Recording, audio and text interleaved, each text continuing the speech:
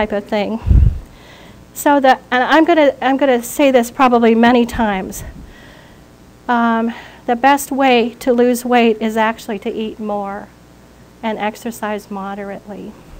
So I'm going to cover some diet myths, but before I go into this, I want to see if you have any specific topics or questions that we can address or that I can weave into this as we go. Kind of give the floor over to you. And I'm going to let Devona walk over there. Will you be talking about fitness or Yes. exercise also? Yes, Okay. I will be. So my question would be around interval or pace training, if you have any comments on that. I'm going to talk about quantity, but there is a book that I do recommend on interval training that's called PACE. It's by Dr. Al Sears. That's a good introduction to interval training as opposed to aerobic. I'm not going to go very deeply into Okay. that type of thing. All right, Is that thanks. an interest of yours? Yeah. Okay. Thanks. Okay. Any other questions or things that you hope I will cover? Yes, ma'am.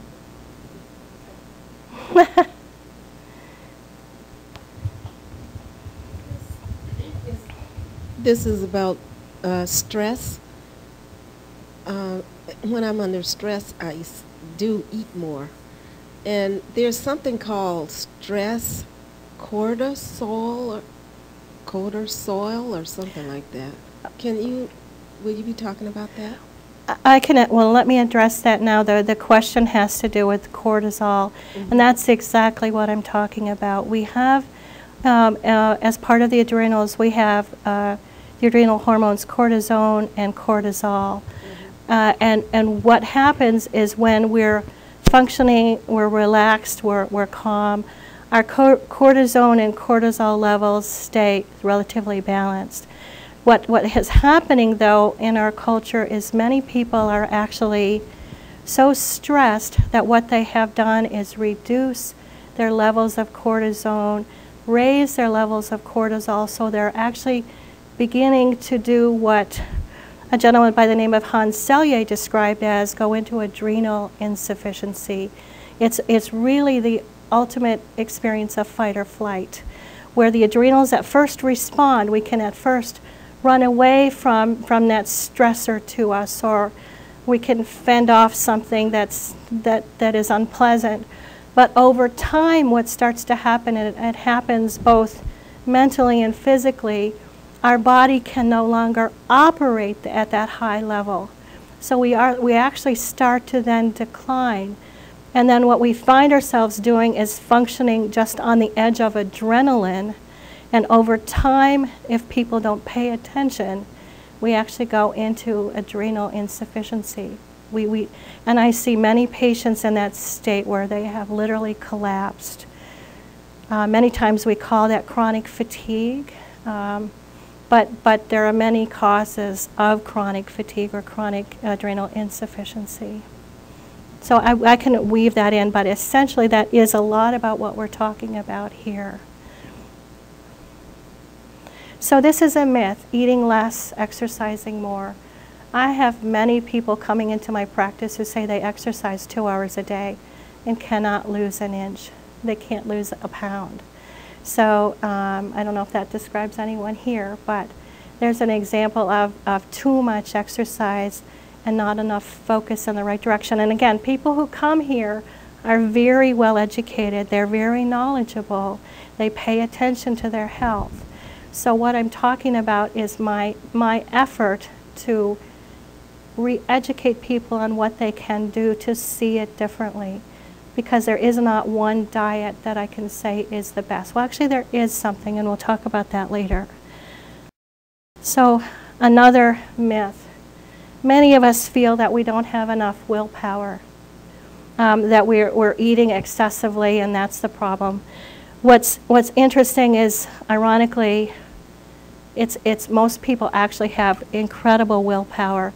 Many people trying to diet actually do eat much less than, let's say, their counterparts. They're not overindulging, they're actually underindulging.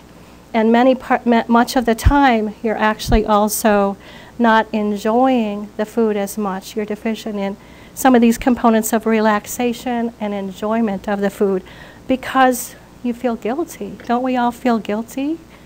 You know, there's a wonderful book out there. What is it? I'm going to get the title wrong. French women aren't fat or something like that. But they actually eat great gobs of food, and often very calorically dense food, but in small amounts. And it's the pacing and the eating of it that makes all the difference in the world.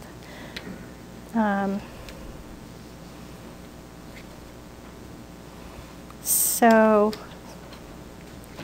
now another myth that we have is that there is actually a perfect balance of the right foods to eat that will equal good health and weight loss. So, has anybody found that magic cure yet? Is there somebody who has it? There isn't really a magic bullet. I will say that there are specific things that work for certain conditions. Recently, in one of my medical websites, they spoke about the Atkins diet. Dr.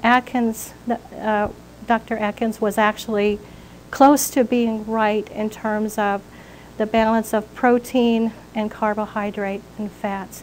He actually had the fats too high, I think, but basically high protein, low carbohydrate, moderate amount of fats was the best way to go. So they have come out and endorsed that. We've also heard about the Mediterranean diet, Dean Ornish. So there are many different plans that are designed for specific healthcare situations. There are even our specialized diets for dealing with epilepsy, children with autism, attention deficit hyperactivity.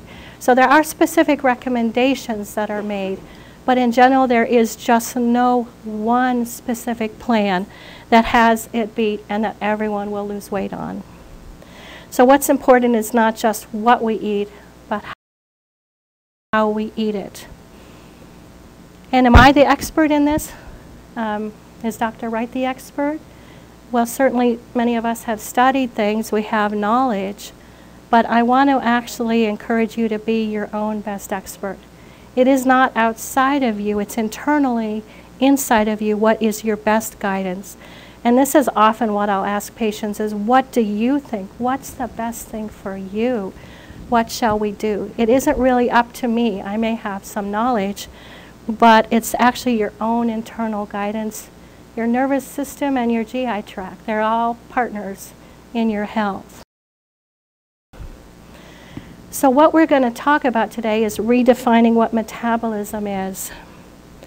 So we have talked about it in the past as it's the sum of all the chemical reactions in the body, but ironically it doesn't occur all by itself. It's actually the sum total of all those reactions, your thoughts, feelings, beliefs, and experiences. That's a different way of looking at it, isn't it?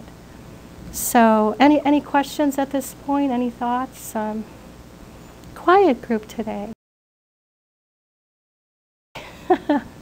Okay, here's what I want to emphasize today. That there are basically 8 different things for us to focus on in terms of our overall health. The first is relaxation.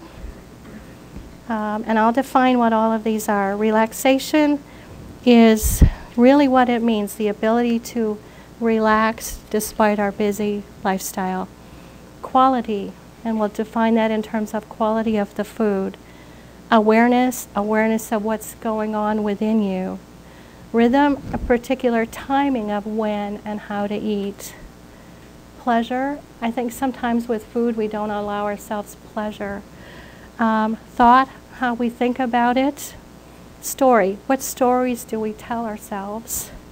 And then the sacred, and I don't mean this in a religious sense. By sacred, what I actually mean is what's sacred to you. What rituals and experiences do you live by?